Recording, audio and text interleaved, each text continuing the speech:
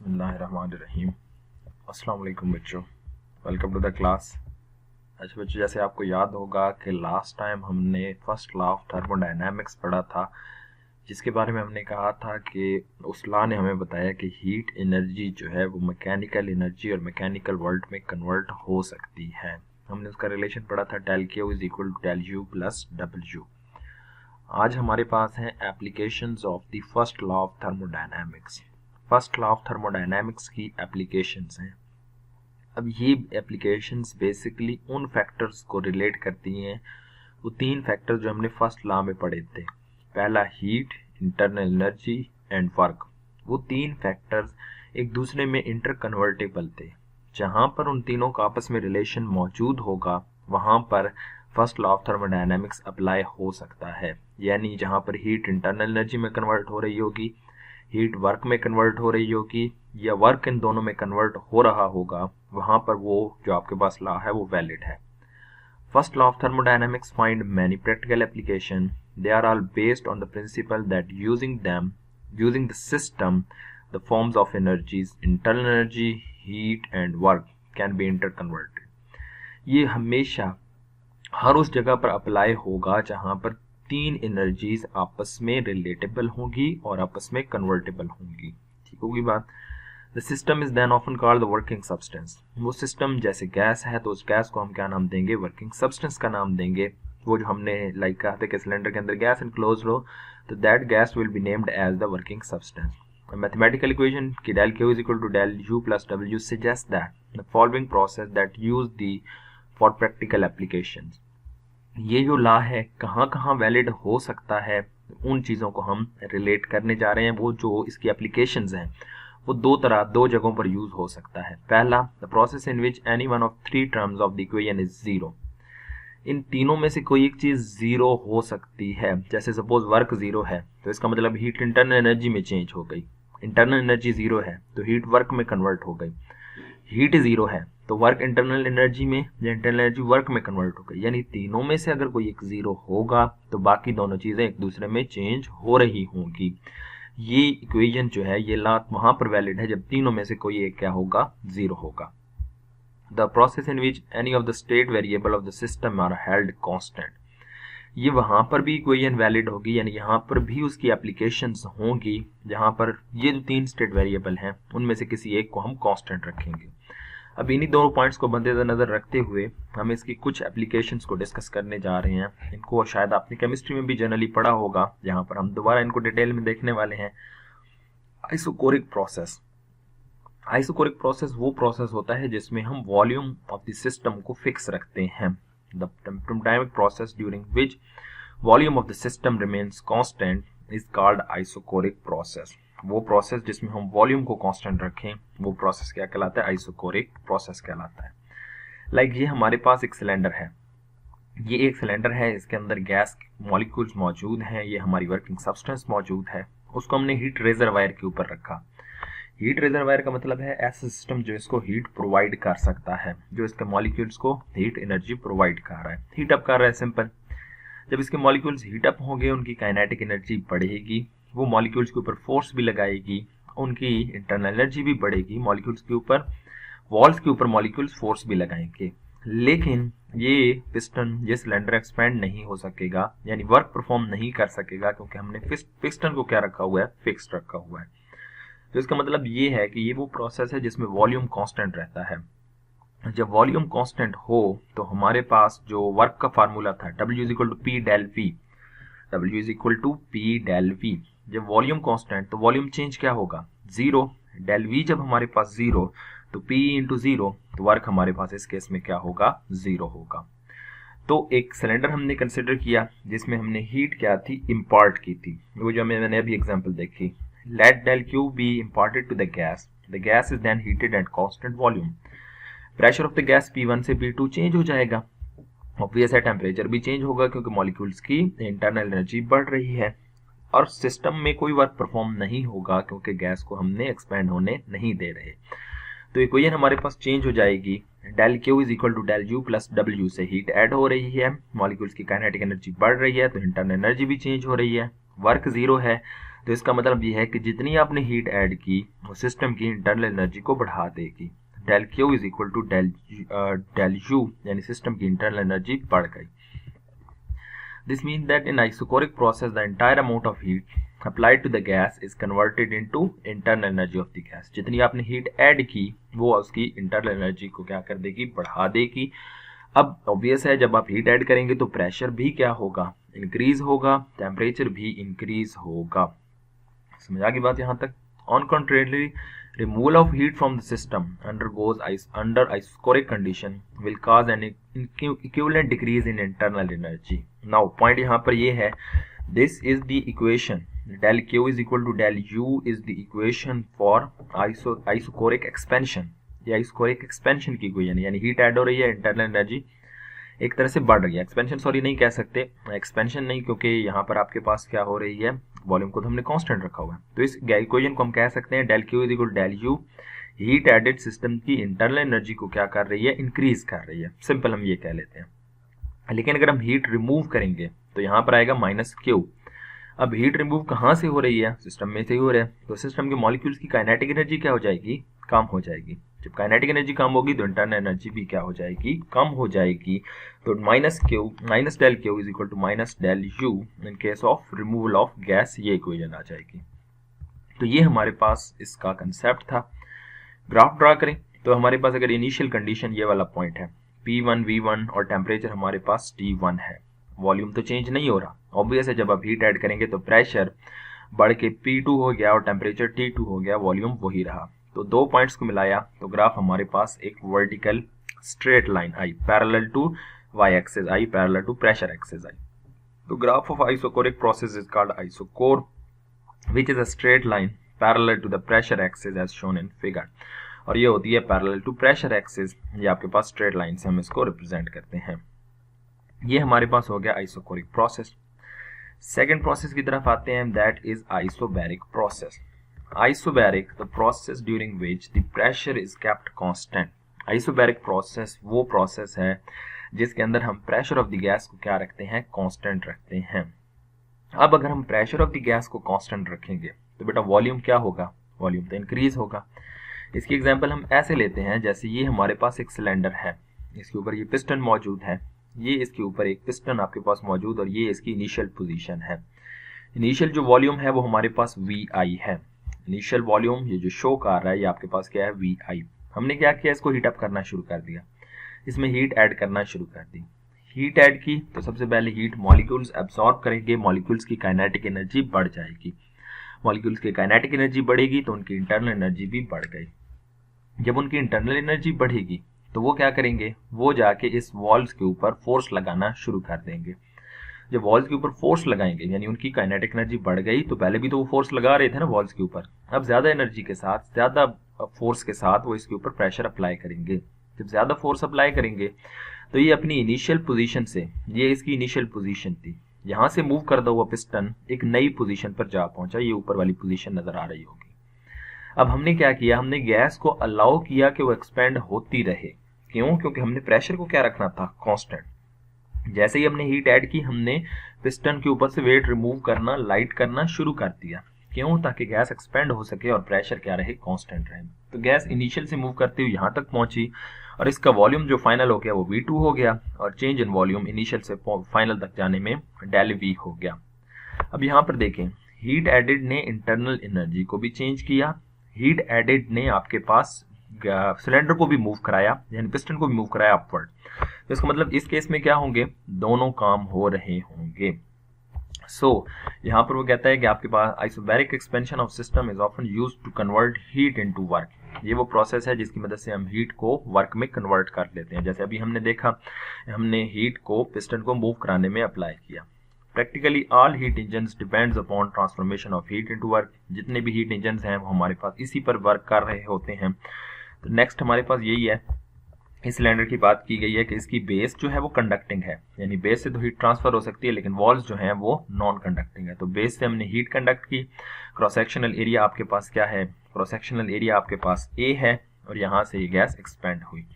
तो एक्सपेंशन के नतीजे में क्या हुआ, यहाँ से गैस एक्सपेंड हुई, जब हमने इनिशियल कंडीशन को देख लेते हैं। इनिशियल वॉल्यूम है V1, टेम्परेचर है T1 एंड प्रेशर है P, be the volume, temperature and pressure of the gas. जब आपने डेल क्यू हीट ऐड की इनटू द सिस्टम तो गैस एक्सपेंड हुई। गैस एक्सपेंशन के नतीजे में पिस्टन ने एक डिस्प्लेसमेंट कवर किया जिसको हम कह सकते हैं डेल वाई डिस्प्लेसमेंट। ये जो आपके पास डिस्प्लेसमेंट है from initial this point two from final this point, ये डिस्प्लेसमेंट कवर्ड आपके पास क्या है, डेल वाई। और ये किसके अंडर हुआ, जब मॉलिक्यूल्स ने अपनी काइनेटिक एनर्जी को यूज करते हुए इस पिस्टन के ऊपर फोर्स लगाई। तो यहाँ से हमारे पास वर्क परफॉर्म हुआ और वर्क के नतीजे में after expansion the temperature and volume of the gas becomes T2 and V2। Piston ने कितना डिस्प्लेसमेंट कवर किया, डेल वाई। तो वर्क हमारे पास आ गया force into displacement, dot product of force into displacement. Next force into del Y, F is the force, del y is the displacement। ठीक होगी बात। where force expands during the exerted on the piston during expansion। अब आपको पता है pressure equal to होता है force per unit area. तो फोर्स किसके इक्वल आ गई, फोर्स इक्वल टू आ गई प्रेशर इंटू एरिया। तो इस F की जगह हमने पुट कर दिया PA into del Y, PA into del Y, F dot Y. यानी अब यहाँ से आप देख सकते हैं ना कि इसको हम F डेल वाई सिंपली लिख सकते हैं। फोर्स इंटू डिस्टेंस क्यों लिख रहे हैं, क्योंकि फोर्स और डिस्प्लेसमेंट पैरेलल होंगे। F into del Y cos 0 1 बन जाएगा। तो F into del Y, F की जगह आ गया PA, del Y as it is आ गया। नाउ ये जो A इंटू डेल वाई है, ये देखें इस पिस्टन का जो क्रॉस सेक्शनल एरिया था, सर्कुलर एरिया था, वो A जितनी हाइट है उससे मल्टीप्लाई कर दे तो वॉल्यूम नहीं आ जाता। एरिया इंटू हाइट जो होती है वो आपके पास सिलेंडर का वॉल्यूम बता रहा होता है। तो ये आपके पास इसका यहाँ से लेके यहाँ तक इसकी हाइट थी और इसकी क्रॉस सेक्शनल एरिया से जब हमने मल्टीप्लाई किया तो वो हमारे पास आ गया चेंज इन वॉल्यूम आ गया। तो A इंटू डेल वाई आ गया change in volume, del V जिसको हम लिख सकते हैं V2 माइनस V1। तो ये हमारे पास वर्क डन आ गया, del W is equal to P del V। ये हमारे पास वर्क डन आ गया जो कि गैस ने परफॉर्म किया जब उसने हमने हीट ऐड की। तो del W is equal to P del V। तो फर्स्ट इक्वेशन हम जो आपके पास है first law of thermodynamics, that will become del Q is equal to del U plus W। Del Q is equal to del U plus W। Now del Q is equal to del U plus W की जगह P del V। This is the equation for, आप कह सकते हैं isobaric process. This is the equation for isobaric process. The work performed by the expanding or contracting gas comes from one or both sources, heat supplied to the gas and the internal energy of the gas। Now, point यहाँ पे ये कहता है expansion की तो clear हो गई ना, हीट ऐड की तो इंटरनल एनर्जी बढ़ गई और वर्क डन क्या हुआ बाय द सिस्टम, जिसको हमने यहाँ पर पॉजिटिव लिखा। नाउ अगर आप हीट रिमूव करेंगे तो इंटरनल एनर्जी क्या होगी, कम होगी। अगर आप यहाँ सिस्टम से बॉटम से पहले आपने हीट ऐड की थी, अब हीट रिमूव करना शुरू कर दें, हीट रिमूव तो डेल क्यू क्या आ जाएगा, नेगेटिव हीट रिमूव हो रही है। Internal energy minus del U, क्योंकि इंटरनल एनर्जी क्या हो रही है, कम हो रही है। Now to maintain the pressure constant, आपको पिस्टन को डाउनवर्ड मूव करना पड़ेगा। प्रेशर को कांस्टेंट रखने के लिए आपको पिस्टन को डाउनवर्ड मूव करना पड़ेगा। जब पिस्टन को आप डाउनवर्ड मूव करेंगे तो वर्क डन होगा ऑन द सिस्टम, और जब वर्क डन होगा ऑन द सिस्टम तो वर्क होगा नेगेटिव। तो इसलिए वो कहता है कि जो वर्क डन है ये दोनों चीजें चेंज होंगे, del U and del Q जो चेंज होंगे वो हीट सप्लाई से भी हो सकते हैं, आपके पास work done on the system से भी हो सकते हैं या बाय द सिस्टम से भी हो सकते हैं, और इंटरनल एनर्जी चेंज से भी हो सकते हैं। नेक्स्ट अगर हम ग्राफ की बात करें तो अलोंग एक्स एक्सिस वॉल्यूम आपके पास independent quantity, along Y axis हमारे पास क्या होगा, प्रेशर। ये थी इनिशियल कंडीशन, यहाँ पर कहीं पॉइंट लाई कर रहा था जब प्रेशर P1 था, वॉल्यूम V1 था, टेम्परेचर T1 था।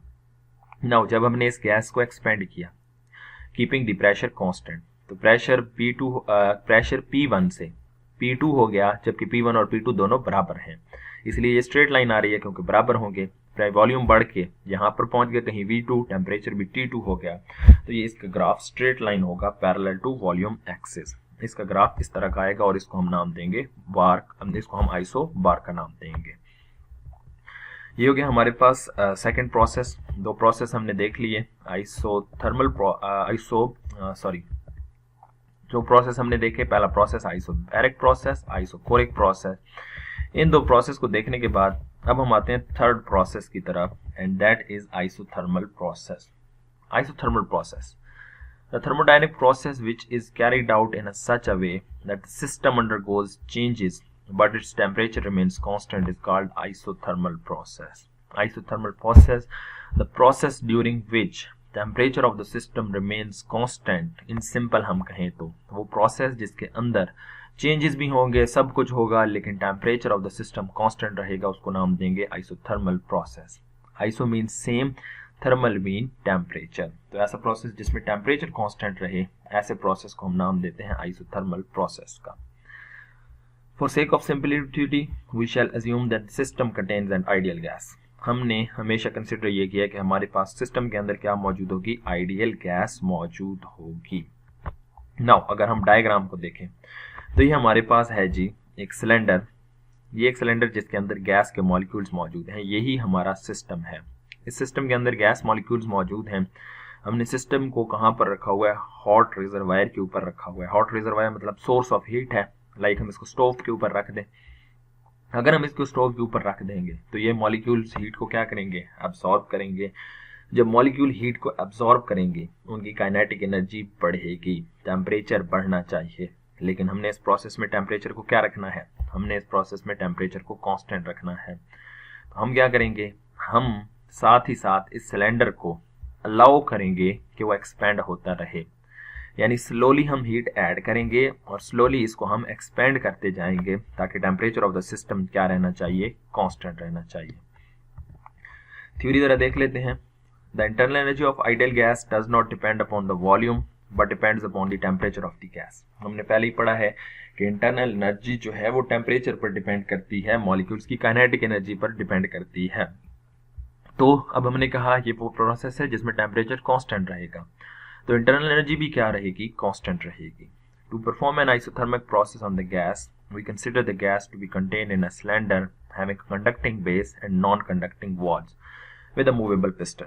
बेस जो होगी नॉन बेस कंडक्टिंग होगी क्योंकि उसी थ्रू हमने हीट को इन भी करना है और आउट भी करना है. वॉल जो होंगी वो नॉन कंडक्टिंग होगी. बेस ऑफ द सिलेंडर को जैसे मैंने अभी कहा था, हमने उसको एक रेजरवायर के ऊपर रख दिया जिसका टेम्परेचर T1 है. A reservoir is a body of large heat capacity that maintains the temperature of the gas at T1. Reservoir heat को कंटिन्यूसली प्रोवाइड करती रहेगी ताकि टेम्परेचर ऑफ द गैस क्या रहे, कांस्टेंट रहे. Let the gas then be allowed to expand slowly by decreasing the pressure on the piston. Piston ये जो हैं इनको हमने क्या कर दिया, इनका वेट रिमूव करना शुरू कर दिया ताकि ये गैस एक्सपेंड हो सके. अब एक्सपेंड होगी तो फिर वही बात आ गई, जब ये गैस एक्सपेंड होगी तो फिर मॉलिक्यूल्स की काइनेटिक एनर्जी कम होगी. लेकिन हमने काइनेटिक एनर्जी को मेंटेन रखना है, यानी टेम्परेचर को मेंटेन रखना है, तो ये हीट रिजर्वायर से हीट को क्या करना शुरू कर देगी, अब्सॉर्ब कर देगी. But heat is conducting from the heat reservoir to the gas so that the temperature of the system remains constant and is equal to temperature of the reservoir. जो सिस्टम का टेम्परेचर होगा वो reservoir का temperature होगा. इन reservoir system के temperature को maintain रखने की कोशिश करेगी. The whole process from an initial P1 V1T to the final P2 V2 is represented by the conditions curve which is called an isotherm. Now यहाँ पर देखें आपके पास क्या हुआ कि आपके पास इनिशियल कंडीशन जो थी P1, वॉल्यूम था V1, टेम्परेचर T. अब टेम्परेचर T तो आपने मेंटेन रखना है, लेकिन क्योंकि आप वॉल्यूम को बढ़ा के V2 कर रहे हैं तो इसका मतलब यह है कि यहाँ से आपके पास हीट एब्जॉर्ब होगी. और जब हीट एब्जॉर्ब होगी तो प्रेशर ऑफ द सिस्टम क्या हो जाएगा, चेंज होके आपके पास क्या हो जाएगा, P2 हो जाएगा. P1 से कहाँ पर पहुँच चुका है, P2 पे पहुँच चुका है. नेक्स्ट पॉइंट ये है कि टेम्परेचर क्योंकि कांस्टेंट है तो आपको याद होगा यहाँ पर कौन सा लॉ एप्लीकेबल होगा, गैस लॉ. गैस लॉ जो यहाँ पर एप्लीकेबल होगा वो हमारे पास है Boyle's law. Boyle's law PV is equal to constant. PV is equal to constant में प्रेशर और वॉल्यूम क्या थे, इनवर्सली रिलेटेड थे. यानी प्रेशर बढ़ेगा तो वॉल्यूम क्या हो जाएगा, कम हो जाएगा, और वॉल्यूम अगर कम होगा तो प्रेशर क्या हो जाएगा, बढ़ जाएगा. तो सेम यहाँ पर कंडीशन थी. ये ग्राफ हम ड्रा कर रहे हैं. इनिशियल कंडीशन थी P1 प्रेशर, वॉल्यूम था V1, टेम्परेचर था T. हमने क्या किया, हमने गैस को एक्सपेंड कर दिया, अलाउ किया कि वो एक्सपेंड हो, तो वॉल्यूम क्या होगा, बढ़ेगा. तो बॉयल्स लॉ के मुताबिक जब वॉल्यूम बढ़ेगा तो प्रेशर क्या हो जाएगा, कम हो जाएगा. इसलिए ये ग्राफ बना. ये फाइनल पोजीशन है, ये इनिशियल पोजीशन P1 V1, तो फाइनल पोजीशन यहाँ कहीं है, जिसके मुताबिक along y axis along x axis तो आपने वैल्यू इंक्रीज हुई यानी वॉल्यूम बढ़ा, तो प्रेशर अलोंग x एक्सिस क्या हो चुका है, कम होके P2 हो चुका है. तो P2 V2 T different points को मिला के जब अपने ग्राफ बनाया तो वो इस तरह का एक कर्व पाथ बना, and this process is known as isotherm. Clear की बात यहाँ तक? During isothermal expansion some work is done by the gas in pushing up the piston in cylinder. अब आपके पास क्या होगा, वर्क डन तो होगा क्योंकि वॉल्यूम इंक्रीज हो रहा है, बट क्योंकि टेम्परेचर कांस्टेंट है तो इंटरनल एनर्जी चेंज जीरो होगी। तो according to first law of thermodynamics, del Q is equal to del U plus W, del Q is equal to 0 plus W, change in internal energy is 0, and del Q is equal to del W।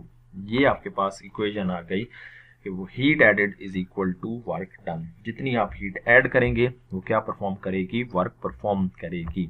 Heat positive, work positive. तो this is the equation for isothermal expansion, यानी आपने heat add की और gas expand हुई, work done by the system. अगर heat remove करेंगे, minus ही negative यानी माइनस क्यू नेगेटिव, अगर यहाँ पर आप क्या करेंगे, हीट यहाँ से रिमूव करना शुरू कर दें, तो टेम्परेचर को कांस्टेंट रखने के लिए गैस को आपको कंप्रेस करना पड़ेगा, तो work done on the system होगा। तो थर्मल कंप्रेशन की इक्वेशन होगी minus del Q is equal to minus del U. वो आइसोथर्मल एक्सपेंशन कंप्रेशन की और ये आइसोथर्मल एक्सपेंशन की इक्वेशन मौजूद है। लास्ट प्रोसेस की तरफ आते हैं, एडियाबैटिक प्रोसेस। एडियाबैटिक प्रोसेस वो प्रोसेस होता है जिसमें ना तो कोई हीट सिस्टम में इंटर होगी और ना ही हीट सिस्टम को लीव करेगी। The thermodynamic process during which no heat enters और leave a system is called adiabatic process. The process in which no heat enters और leave the system is known as adiabatic process. यानी heat change क्या होगा, वो zero होगा। Heat change हमारे पास क्या होगा, जीरो। तो ऐसा प्रोसेस जिसमें डेल क्यू जीरो हो, that process is known as adiabatic process. A truly adiabatic process is an idealized one which cannot be realized। ऐसा प्रोसेस जिसमें कोई हीट यानी माइनर से भी हीट ट्रांसफर ना हो, ऐसा 100% कंसिडर करना इम्पॉसिबल है, इसलिए an truly adiabatic process idealised होगा। However, the flow of heat may be prevented either by surrounding the system with a thicker layer of heating insulating material such as cork, asbestos, or by performing the process very quickly। वो कहता है कि हाँ, किसी हद तक heat को आप मिनिमम फ्लो को मेंटेन रख सकते हैं। कैसे? जैसे ये हीट सिलेंडर है, इसके इर्द गिर्द हमने डिफरेंट मटेरियल्स लगा दिए, लाइक एस्बेस्टॉस, कॉर्क, इस तरह के मटेरियल जो हीट को क्या करते हैं, फ्लो होने नहीं देते। हीट इंसुलेटर्स हैं। तो इस ऑल साइड्स पर ये देखें, ये जो वर्टिकल लाइन, ये जो लाइंस आपको नजर आ रही हैं, इंक्लाइंड लाइंस, ये शो कर रही हैं कि इंसुलेटिंग मटेरियल यहाँ पर मौजूद है। इसीलिए अगर आप इसको प्रोसेस को क्विकली प्रोसेस करा लें तो भी आप कह सकते हैं वो एडियाबैटिक प्रोसेस है। लाइक मैं एक एग्जांपल देता हूँ, जैसे आपके पास जब टायर बर्स्ट होता है तो उस इंस्टेंट पे, जब वो बर्स्ट होता है उस इंस्टेंट पे कोई हीट फ्लो नहीं कर रही होती, उसके फौरन बाद ही जैसे ही आपको आवाज सुनाई देती है टायर के बर्स्ट होने की, उस वक्त वो एडियाबैटिक है, देन फौरन ही वो एडियाबैटिक नहीं रहता। तो ये बड़ा क्विक प्रोसेस है।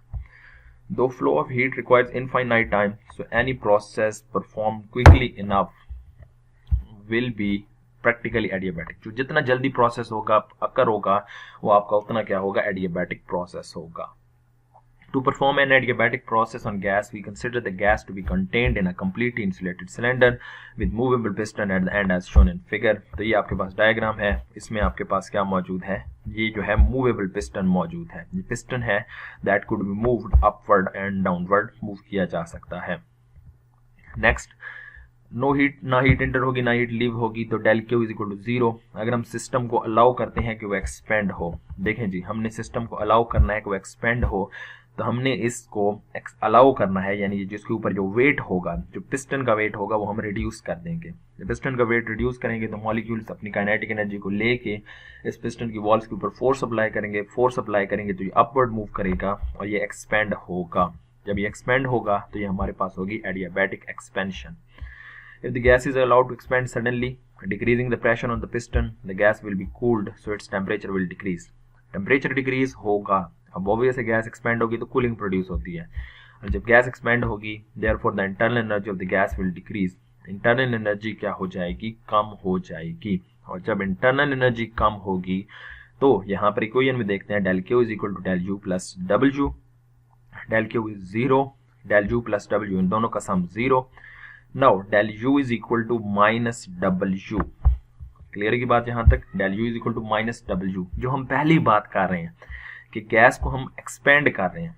जब गैस को हम एक्सपेंड करेंगे तो उस वक्त जो हमारा वर्क डन होगा वो पॉजिटिव होगा और इंटरनल एनर्जी नेगेटिव होगी।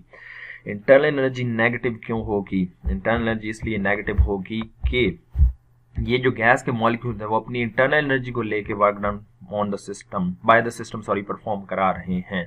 यानी ये जो गैस एक्सपेंड हो रही है वो मॉलिक्यूल की काइनेटिक एनर्जी की वजह से एक्सपेंड हो रही है।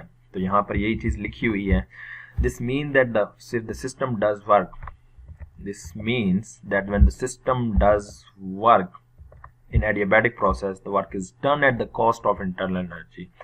वर्क जो होगा वो इंटरनल एनर्जी की कॉस्ट पर होगा, इंटरनल एनर्जी को यूज करके वर्क डन होगा।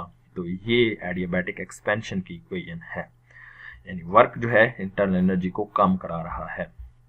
अगर गैस को कंप्रेस करेंगे, increasing the pressure on the piston, the gas will B heated so that the temperature will increase. जब आप गैस को एक्सपेंड करेंगे तो जब गैस को कंप्रेस करेंगे तो work done by on the system होगा। जब work done on the system होगा तो फिर ये इक्वेशन बिल्कुल ठीक है, del U is equal to minus del U. Work done on the system negative, जब work done on the system होगा गैस के मॉलिक्यूल्स कंप्रेस होंगे, इंटरनल एनर्जी क्या हो जाएगी? बढ़ जाएगी। तो del U is equal to minus del U. ठीक होगी बात। इसका मतलब ये हुआ कि ये जो इक्वेशन है this is the adiabatic compression equation and this is adiabatic expansion equation. Next जो ग्राफ एडियाबैटिक प्रोसेस को रिप्रेजेंट कर रहा है वो हमारे पास कौन सा कहलाएगा? वो हमारे पास एडियाबैट कहलाएगा। ये जो हमारे पास ग्राफ है ये एडियाबैट कहलाएगा। ये आइसोथर्म की निस्बत, ये आइसोथर्म आपके पास क्या है? ये लेस स्टीपर है, ये ज्यादा स्टीपर होता है। Adiabat is more steeper than isotherm. P1, V1, T1 pressure change हुआ, P2 हो गया वॉल्यूम V2, लेकिन टेम्परेचर को हमने एक तरह से, टेम्परेचर भी इस केस में माइनर साइज में चेंज होगा, इतना ज़्यादा चेंज नहीं होगा। इसी टेम्परेचर चेंज की वजह से ये जो ग्राफ है ये आपका क्या होना शुरू हो जाता है? ये स्टीपर होना शुरू हो जाता है। तो बच्चों ये थी हमारे पास applications of first law of thermodynamics. इन एप्लीकेशंस को आप अच्छे से तैयार कर लें, ठीक है, समझ लें, बहुत इंपॉर्टेंट है। फर्स्ट लॉ ऑफ थर्मोडायनामिक्स और application of first law of thermodynamics, ये दोनों इक्वेशंस, ये दोनों कंसेप्ट्स जो हैं वो बहुत इंपॉर्टेंट हैं।